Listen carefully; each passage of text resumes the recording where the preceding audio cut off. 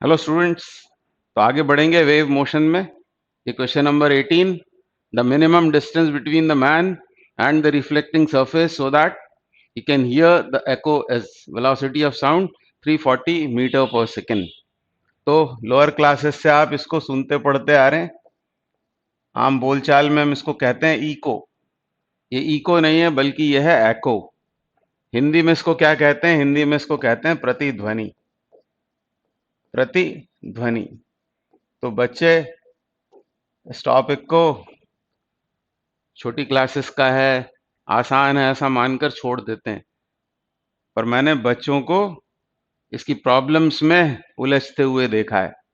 I found many students struggling with the numerical problems on this topic. तो इसको बहुत अच्छे से आप सुनो, ध्यान से सुनो। हम कोशिश करेंगे कि कुछ अच्छे सवाल आपके साथ डिस्कस करें। तो पहले इसको डिफाइन करते हैं। तो याद रखें कि एको मतलब है रिपीटिशन, मतलब पुनरावृत्ति, repetition of sound, repetition of sound due to reflection from a surface, reflection from a surface at a distance, at a distance। इसे कहते हैं एको। एको मतलब साउंड का रिपीटिशन। जैसे दो हिल्स के बीच यदि कोई पर्सन खड़ा हुआ है और वो फायर करता है, फायर की आवाज बहुत तेज होती है, इंटेंस होती है, तो एक बार तो वो जो ओरिजिनल साउंड है वो उसको सुनाई देगा, और फिर मान लो वो साउंड जाता है, हिल से टकराकर लौटता है, तो लौटने के बाद फिर से उसे एक नोट सुनाई देगा साउंड का। तो इस तरह वो बार बार उसी साउंड को सुनता है due to reflection from a surface. इसी फिनोमेना को हम कहते हैं एको। तो फिल्मों में भी दिखाया जाता है, कई बार हेलो बोलते हैं तो हेलो हेलो हेलो, इस तरह से बार बार वही साउंड रिपीट होता है। और वो रिपीट क्यों हो रहा होता है? क्योंकि किसी ऑब्स्टिकल से टकराकर वो रिफ्लेक्ट होता है। तो repetition of sound due to reflection from a surface at a distance, उसकी एक कंडीशन होती है कि वो जो रिफ्लेक्टर है वो एक तो लार्ज होना चाहिए, क्योंकि साउंड की वेव्स जो होती हैं वो मीटर में होती हैं, वेवलेंथ जो है वो मीटर में होती है, तो वैसा ही लार्ज होना चाहिए वो रिफ्लेक्टर। ऐसी कंडीशन है, साथ में वो साउंड भी बड़ा इंटेंस होना चाहिए ताकि वो डाई आउट ना हो जाए बीच में ही, बार बार वो रिफ्लेक्ट होकर सुनाई दे। उसके अलावा एक शर्त और है। वो शर्त है कि वो जो रिफ्लेक्टर है, वो जो ऑब्स्टेकल है, वो ऑब्जर्वर से, वो लिसनर से कितनी दूर होना चाहिए। तो वो समझने के लिए पहले हम समझते हैं persistence of hearing. Persistence of hearing, आप बहुत ध्यान से सुनना सब बातें, बोर मत होना। भले ही आपको पता होंगी, पता है तो रिवाइज हो रही हैं, नहीं पता है तो वो पता लग जाएंगी। तो हम बात कर रहे हैं परसिस्टेंस ऑफ हियरिंग की। तो मैं इसको आपको सरल शब्दों में समझाता हूं। जैसे हम यूं चुटकी बजाएं, बार बार हम क्या कर रहे हैं? साउंड का नोट प्रोड्यूस कर रहे हैं। नोट या उसको पल्स भी आप बोल सकते हो। अब ये परसिस्टेंस ऑफ हियरिंग है हमारे कानों का। हमारा कान केवल वो दो पल्स अलग अलग सुन सकता है, या दो नोट्स के बीच वो तभी डिस्टिंग्विश कर पाएगा, उनमें अंतर कर पाएगा, यदि उन दोनों साउंड नोट्स के बीच टाइम इंटरवल 1/10 सेकेंड से ज्यादा हो। यानी परसिस्टेंस ऑफ हियरिंग है 1/10 सेकेंड। 1/10 सेकेंड मतलब दो साउंड के नोट्स अलग अलग तभी सुनाई देंगे जब उनके बीच टाइम इंटरवल 1/10 सेकेंड से ज्यादा हो। इन अदर वर्ड्स, यदि साउंड के चेंजेस आ रहे हैं 1 सेकेंड में 10 से ज्यादा, तो वो साउंड आपको कंटिन्यूस सुनाई देगा ओवरलैपिंग की वजह से। उनको उसको आप अलग अलग नहीं सुन पाएंगे। इसको हिंदी में क्या कहते हैं? तो इसको हिंदी में कहते हैं श्रवण निर्बंधता। श्रवण निर्बंधता, श्रवण निर्बंधता। ठीक है। तो जैसे ये शब्द मैं बोल रहा हूं अभी, श्रवण, तो आप देख रहे हैं उसमें अलग अलग आपको सब कुछ सुनाई दे रहा है, श्र अलग, व अलग और ण अलग। क्यों? क्योंकि हमने हमारे बोलने का तरीका ही इस तरह का रखा हुआ है। हम जब बोलते हैं तो ये सब सिलेबल अलग अलग इसलिए सुनाई देते हैं क्योंकि इनके बीच, श्र और व के बीच जो टाइम इंटरवल है बोलने का, वो 1/10 सेकेंड से ज्यादा है, तभी आप इनको अलग अलग सुन पा रहे हैं। कई बार आपने रिकॉर्ड प्लेयर में या फास्ट फॉरवर्ड आपने किया होगा कभी। फास्ट फॉरवर्ड करने में क्या होता है, वो जो शब्द हैं, वो जो सिलेबल्स हैं, वो स्पष्ट सुनाई नहीं देते। क्यों? क्योंकि उनके बीच टाइम इंटरवल को हम कम कर देते हैं। ओवरलैपिंग की वजह से वो हमको कंटिन्यूस सुनाई देता है। तो कहने का मतलब क्या है कि दो साउंड के नोट्स केवल तभी अलग अलग सुनाई देंगे, उनके बीच हमारा कान तभी डिस्टिंग्विश कर पाएगा जब टाइम इंटरवल 1/10 सेकेंड से ज्यादा हो। इसी तरह आपने लाइट वाले चैप्टर में पढ़ा होगा कि परसिस्टेंस ऑफ विजन जो है वो है 1/16 सेकेंड। सिर्फ आपके इंफॉर्मेशन के लिए बताया, दोनों याद रखें। परसिस्टेंस ऑफ हियरिंग है 1/10 सेकेंड और परसिस्टेंस ऑफ विजन है 1/16 सेकेंड। तो ये दोनों बातें याद रखें। अब इस क्वेश्चन को करते हैं, साथ में फॉर्मूला भी डिराइव हो जाएगा। The minimum distance between the man and the reflecting surface so that he can hear the echo is. तो मान लेते हैं ये है वो पर्सन, मैन, और इस मैन से एक्स डिस्टेंस पर ये है वो रिफ्लेक्टर। मैन और इस रिफ्लेक्टर के बीच की सेपरेशन है एक्स। और इस मैन ने क्या किया, कुछ साउंड का नोट प्रोड्यूस किया। मतलब कहने का यह है कि यहाँ एक साउंड पल्स उसने प्रोड्यूस किया, जैसे बंदूक से फायर किया। तो क्या होगा, ये वेव इस तरफ जाएगी टुवर्ड्स, ये हो सकता है कोई वॉल हो, क्लिफ हो या कोई हिल हो, इसकी तरफ ये साउंड जाएगा विद स्पीड v। अब ये स्पीड कैसे तय होगी, स्पीड मीडियम से तय होती है। तो ये साउंड का पल्स गया और फिर रिफ्लेक्ट होके यहां से लौटेगा। अब उसको दो साउंड के नोट सुनाई देंगे, एक तो तब जब वो साउंड प्रोड्यूस हुआ और दूसरा जब वो रिफ्लेक्ट होके उसके कानों तक पहुंचता है। यानी साउंड ने कितना डिस्टेंस कवर किया, 2x, और मान लो कि टाइम उसको लगता है t। तो स्पीड इज इक्वल टू क्या होता है, डिस्टेंस अपॉन टाइम। तो टाइम बराबर होगा डिस्टेंस, मतलब ही 2x upon speed, 2x upon v, ये हो गया टाइम। अब इस टाइम को कितना होना चाहिए, तो अभी हमने पढ़ा परसिस्टेंस ऑफ हियरिंग, ये जो टाइम लगा साउंड को प्रोड्यूस होने में और रिफ्लेक्ट होकर वापस सुने जाने में, वो जो टाइम है उसको कैसा होना चाहिए, तो उसको होना चाहिए 1/10 सेकेंड से ज्यादा। ये कंडीशन बना ली हमने। हमको तो चाहिए x, और x भी कैसा, मिनिमम, और x मिनिमम चाहिए, तो यहाँ पर इज इक्वल टू कर देंगे। तो ये कितना हो जाएगा, ये हो जाएगा v/20 इस पर्टिकुलर केस के लिए। ठीक है ना, वैसे तो जनरल फॉर्मूला है।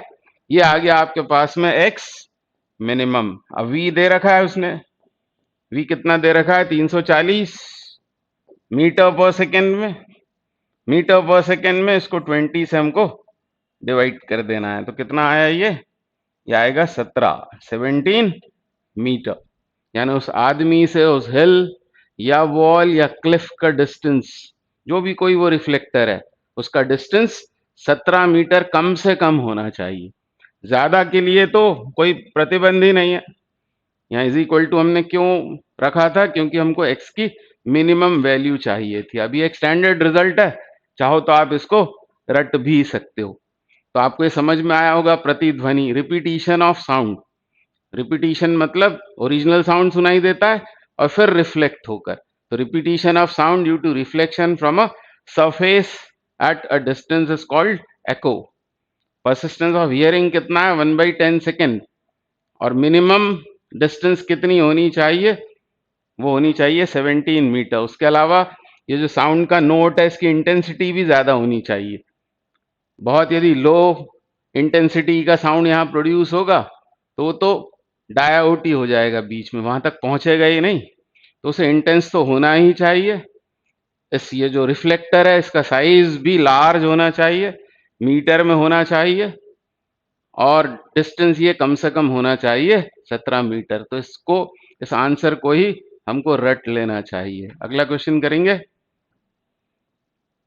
क्या बोल रहे हैं? A man standing at some distance from a cliff hears the echo of sound after 2 second. He walks 495 meter away from the cliff. He produces a sound there and receives the echo after 5 seconds.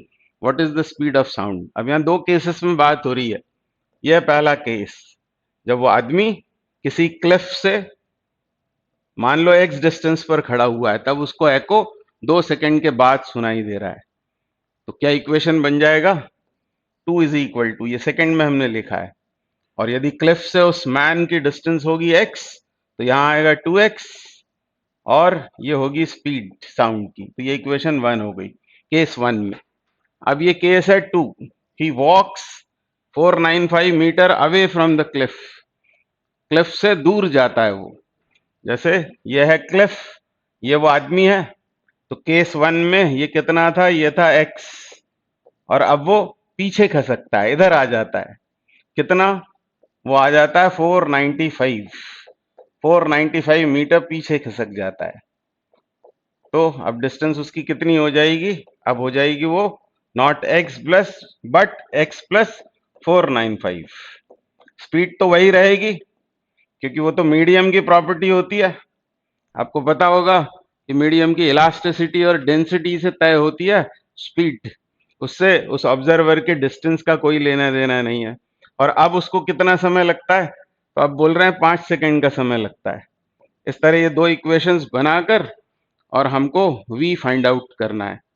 तो equation 1 से x कितना होगा? v के बराबर, ये 2 cancel, x equals to होगा v, और v यहां सब्सटीट्यूट कर देंगे इक्वेशन 2 में। तो 5v is equal to 2v plus 2 times 495, और इसको लाते हैं इधर, तो ये हो गया 3v। 3v equals to 2 into 495, ये शायद 495 कट जाएगा 3 से, तो 2 इंटू 495 बाय 3, तो 3 एकम 3, 6 18, 5 15, 165 इंटू 2 मतलब 330 मीटर पर सेकेंड। ये होगी साउंड की स्पीड उस मीडियम में। तो ऑप्शन 1 करेक्ट हो गया।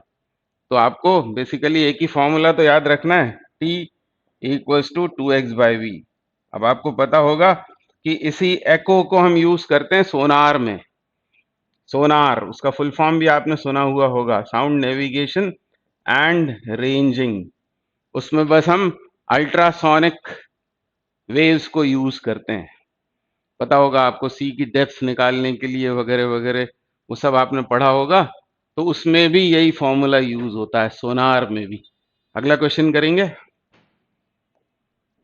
क्या बोल रहे हैं? A person moving in a car with a velocity of 36 km per hour towards a large wall blows a horn. If he hears the echo after 3 seconds, the distance of the wall from him when he blows the horn, velocity of sound 340 meter per second. तो कैसी है कहानी कि यह है large wall, और ये है मान लो वो कार। कितने से जा रही है? ये जा रही है 36 किलोमीटर पर आवर से। तो क्यों नहीं इसको हम मीटर पर सेकंड में बदल लें? 36 इंटू 5/18 कर लेंगे, तो आ जाएगा 10 मीटर पर सेकंड। ऐसा क्यों कर रहे हैं? क्या आप देख रहे हो कि यहाँ स्पीड मीटर पर सेकंड में दी है, आंसर मीटर में है, तो इस 36 से काम नहीं चलेगा, इसको बोलना पड़ेगा हमको 10 मीटर पर सेकंड। तो यह है वो वॉल, वॉल से साउंड टकरा कर लौटता है और उसको एको सुनाई देता है। कितने समय के बाद में? 3 सेकंड के बाद। अब पहले हम मान लेते हैं यह है कार की इनिशियल पोजीशन। इनिशियल पोजीशन है उसकी x। अब गलती क्या होगी हमसे? हम सीधे 2x/t लगा देंगे फॉर्मूला, और आंसर सब गड़बड़ हो जाएगा। अब आपको ये सोचना पड़ेगा कि जाते समय साउंड ने कितना डिस्टेंस कवर किया है? x। किस स्पीड से? v से। और लौटने में क्या होगा? अब कार यहां थोड़ी होगी, कार तो चल चुकी होगी। कितने समय तक? क्योंकि वो एको सुनाई दे रहा है 3 सेकंड के बाद, तो 3 सेकंड में ये कार जरूर यहां पहुंच चुकी होगी। किस वेलोसिटी से, स्पीड से वो जा रही है? 10 से, और कितने समय तक, 3 सेकंड तक, यानी वो 30 मीटर आगे बढ़ चुकी होगी। तो लौटने में साउंड को कितना डिस्टेंस कवर करना होगा, नॉट एक्स बट x-30। ये गलती हो सकती है, x-30। और यही गलतियां मैंने क्विज में भी और टेस्ट में भी करते हुए देखा है बच्चों को। वो सोचते हैं अरे एको तो बहुत आसान है, इसको छोड़ दो, इसमें से क्या आएगा, ऐसा करके उसको छोड़ देते हैं। तो छोड़े नहीं, कर लें, आसान है, इंटरेस्टिंग भी है। तो x/v प्लस x-30/v, और ये टोटल टाइम ही तो हमने निकाला है, वो है 3। और इसको सॉल्व कर देंगे। फॉर व्हाट, हमको क्या चाहिए, हमको चाहिए the distance of wall from him when he blows the horn, मतलब इनिशियल पोजीशन में जहां वो है, यानी हमको x फाइंड आउट करना है। v हमको दिया है 340, तो इसमें से v कॉमन करके क्रॉस मल्टीप्लाई कर दें, तो 3 इंटू 3 40 हो जाएगा ये। और इस तरफ क्या होगा, 2x माइनस 30, ये कितना होगा, 340 गुणा 3, यानी ये हुआ 1020। और 1020 में 30 जोड़ना पड़ेगा, तो 2x बराबर आया 1050, 1050, and so x will be इसका आधा, मतलब ही 525 मीटर। तो 525 मीटर मतलब ऑप्शन 4 करेक्ट हो गया। तो अभी तक तो आपको ये आसान लग रहे हैं क्वेश्चंस। अभी हम एक दो क्वेश्चंस और करेंगे, एक दो नहीं बल्कि और करते हैं, तो आपको समझ में आएगा कि इसमें भी डिफिकल्ट क्वेश्चन फ्रेम किया जा सकता है। वो भले ही टॉपिक बहुत आसान हो, पर उसमें भी डिफिकल्ट क्वेश्चन फ्रेम करके आपसे पूछा जा सकता है। तो आपको यदि पूरे पूरे मार्क्स लाने की इच्छा है एग्जाम में, अच्छे मार्क्स लाने की इच्छा है, तो जो कुछ सिलेबस में है उसको सब पढ़ना चाहिए, पूरा पूरा पढ़कर जाना चाहिए। अगला 21, a rifle is fired in a valley formed between two parallel mountains. The echo from one mountain is heard after 1.5 seconds and from the other is heard 4.5 seconds later. What is the width of the valley? Velocity of sound 340 metre per second. तो बहुत ही अच्छा question है। ये question है successive echoes या फिर multiple echoes पर based. कई सारे जब रिफ्लेक्टर्स होते हैं और साउंड का कोई नोट प्रोड्यूस हुआ, तो हर रिफ्लेक्टर से साउंड के रिफ्लेक्ट होने की वजह से कई सारे एकोज सुनाई देंगे। उनको सक्सेसिव एकोज क्यों कहते हैं, क्योंकि वो अलग अलग समयों पर सुनाई देते हैं, बारी बारी से सुनाई देते हैं। और यदि इनके बीच टाइम इंटरवल सेम हुआ तो उनको कहते हैं हार्मोनिक एकोज। तो ये वाला जो है ये सक्सेसिव एकोज का क्वेश्चन है।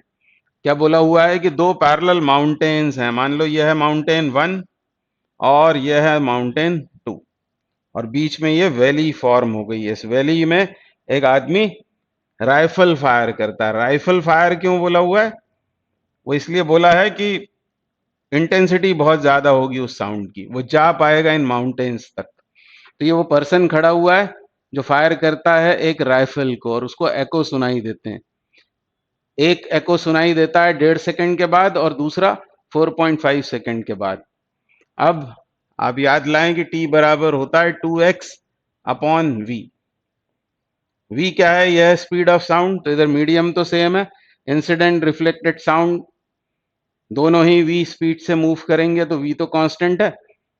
तो पहले एको में आप देख रहे हैं कम टाइम लग रहा है, कम टाइम लग रहा है मतलब जिस हिल से ये वाला साउंड रिफ्लेक्ट हुआ है जो 1.5 सेकंड के बाद सुनाई दे रहा है, वो हिल पास में है, t कम x कम होगा। तो मान लेते हैं कि ये हिल 1, इससे 1.5 सेकंड के बाद एको सुनाई दिया, और इस हिल की डिस्टेंस इस आदमी से है x1, ऐसा हमने सपोज कर लिया। और क्योंकि ये हुआ होगा, ऐसा गया होगा साउंड, फिर लौटा होगा और 1.5 सेकंड के बाद उसको वो एको सुनाई दिया होगा। अब यह है हिल 2, इससे सुनाई दे रहा है एको कितने समय के बाद, 4.5 सेकंड के बाद में, 4.5 सेकंड के बाद, यानी ये हिल रिलेटिवली दूर है। और इसकी डिस्टेंस हम सपोज कर लेते हैं उस आदमी से x2। हमको फाइंड क्या करना है, हमको फाइंड करना है विड्थ ऑफ द वैली, मतलब x1 प्लस x2 हमको फाइंड आउट करना है। तो दो इक्वेशंस बनाकर और सॉल्विंग कर लेंगे। तो ये क्वेश्चन तो आसान सा लग रहा है, पर एग्जाम में आने पर हो सकता है आप इसमें गड़बड़ करें। तो 1.5 बराबर क्या होगा 2x1 अपॉन v, ये इक्वेशन 1। और इधर क्या लिखेंगे 4.5 equals to 2x2 upon v, ये इक्वेशन 2। हमको x1 प्लस x2 चाहिए तो दोनों को ऐड कर दें, ये हो जाएगा 6, ऐड करने पर 6 और इधर 2/v कॉमन कर लेते हैं तो अंदर बचेगा x1 प्लस x2 जो हमारा आंसर है। x1 प्लस x2 इक्वल्स क्या हो जाएगा 6 टाइम्स v कितना दे रखा है, v है 340 अपॉन 2 और 2 से ये 3 बार कट कर ये कितना हो जाएगा 1020। x1 प्लस x2 इज 1020 और वो आंसर आएगा ऑब्वियसली मीटर में, 1020 मीटर, आंसर 4S करेक्ट। अब इसी क्वेश्चन को यदि और डिफिकल्ट बनाना हो तो आपसे पूछ सकते हैं कि तीसरा एको, थर्ड एको कब सुनाई देगा, थर्ड एको कब सुनाई देगा। तो जिस वक्त, जिस इंस्टेंट पर ये राइफल फायर हुआ वो तो है t=0, t बराबर 0 पर वो राइफल फायर किया गया। पहला एको कब सुनाई देता है, पहला एको सुनाई देता है 1.5 सेकंड के बाद, ये पहले सुनाई देगा क्योंकि ये हिल पास में है। 1.5 सेकंड के बाद वो है फर्स्ट एको। और फिर दूसरा एको कब सुनाई देगा, तो वो सुनाई देगा 4.5 सेकंड के बाद में। ये तो आपने अभी क्वेश्चन में ही पढ़ लिया। हमसे पूछ रहा है कि तीसरा एको कब सुनाई देगा। तो यूं सोचेंगे कि ये साउंड जो लौट कर आया है वो उसके कान तक तो गया ही है, साथ में इस हिल तक चला गया। इसी तरह से ये जो लौट के आया है ये इस हिल तक पहुंच जाएगा, फिर से उनका रिफ्लेक्शन होगा, फिर इसको साउंड सुनाई देगा और वो जो थर्ड एको है वो सुनाई देगा 6 सेकंड के बाद, 6 सेकंड के बाद में 1.5 सेकंड। और फिर लौट कर आने में इधर कितना समय लगेगा 4.5, तो 1.5 प्लस 4.5 और ये 4.5, इसको लौट कर इधर आने में कितना समय लगेगा 1.5, यानी 6 सेकंड के बाद तीसरा एको सुनाई देगा और वो एक साथ दोनों साउंड्स उसके कान तक पहुंचेंगे, वो सुपरपोज हो जाएंगे, मतलब दोनों ही एक साथ पहुंचेंगे, कहने का मतलब यह है। पर यदि बोलता फोर्थ एको कब होगा तो फिर इसमें 1.5 जोड़ना पड़ेगा क्योंकि अब वो साउंड इधर जा रहा है, यूं आया, यूं आएगा, ऐसा हुआ और लौट कर जब आया उसके बाद इधर 1.5 सेकंड लगेगा, तो इसके में 1.5 जोड़ना पड़ेगा, 7.5 हो जाएगा और 7.5 में 4.5 जोड़ोगे तो फिर वो फिफ्थ एको हो जाएगा। तो कितना भी डिफिकल्ट क्वेश्चन इसमें बनाया जा सकता है तो बहुत आसान, पर इसको एक दो बार देख लेना चाहिए। आगे बढ़ते हैं, नेक्स्ट क्वेश्चन करेंगे। तो अगला question, question 22, a man standing between two parallel cliffs produces sound and heard the first echo after 4 seconds and next echo after 2 seconds later. V equals to 330 meter per second. When is the third echo heard? तब आपको याद हो गया होगा, इसका answer आपको लग रहा होगा कि 6 सेकंड है, पर ये 6 सेकंड आंसर रॉन्ग है। आप फिर से उसको ठीक से पढ़ो तो आप सुन रहे हो कि पहला एको सुनाई दिया कितने समय के बाद, 4 सेकंड के बाद, और उसके 2 सेकंड के बाद, 2 सेकंड के बाद जो हिल उससे दूर होगी, जो क्लिफ उससे दूर होगा, पास वाले से 4 सेकंड के बाद, और फिर जो दूर वाला है उससे एको सुनाई दिया, इस चौथे सेकंड में और 2 सेकंड ऐड करना पड़ेगा, यानी टोटल 6 सेकंड के बाद। तो तीसरा एको कब सुनाई देगा ये हमसे पूछा हुआ है, तो इन दोनों को ऐड करेंगे तो हमको मिलेगा वो 10 सेकंड। और फिर यदि पूछा होता कि चौथा एको कब सुनाई देगा तो इसमें ये ऐड करोगे 14 सेकंड के बाद। और फिर पांचवा पूछा होता तो पांचवे के लिए 14 में आप 6 ऐड करोगे यानी 20 सेकंड हो जाएगा। इस तरह कितने भी एकोज प्रोड्यूस हो सकते हैं, वो इंटेंसिटी ऑफ साउंड पर डिपेंड करेगा और वो इंस्टेंट्स हम फाइंड आउट कर सकते हैं इस तरह की लॉजिक लगाने के बाद में। अगला क्वेश्चन करेंगे। A man standing in front of mountain at a certain distance beats a drum at regular intervals The drumming rate is gradually increased and he finds that the echo is not heard distinctly when the rate becomes 40 per minute. तो ये है case one, ये case one हो गया। फिर क्या बोल रहे हैं, he then moves nearer to the mountain by 90 meter and finds the echo is not again heard when the drumming rate becomes 60 per minute. ये केस टू हो गया। Calculate the distance between the mountain and the initial position of the man. तो इस पहले case one की बात कर लेते हैं। क्या बोला जा रहा है हमसे कि वो ड्रम बीट कर रहा है, किस रेट से, 40 पर मिनट से। एक मिनट में 40 स्ट्रोक्स, इसका मतलब दो स्ट्रोक्स के बीच टाइम इंटरवल कितना, तो 40 से इसको डिवाइड कर देंगे।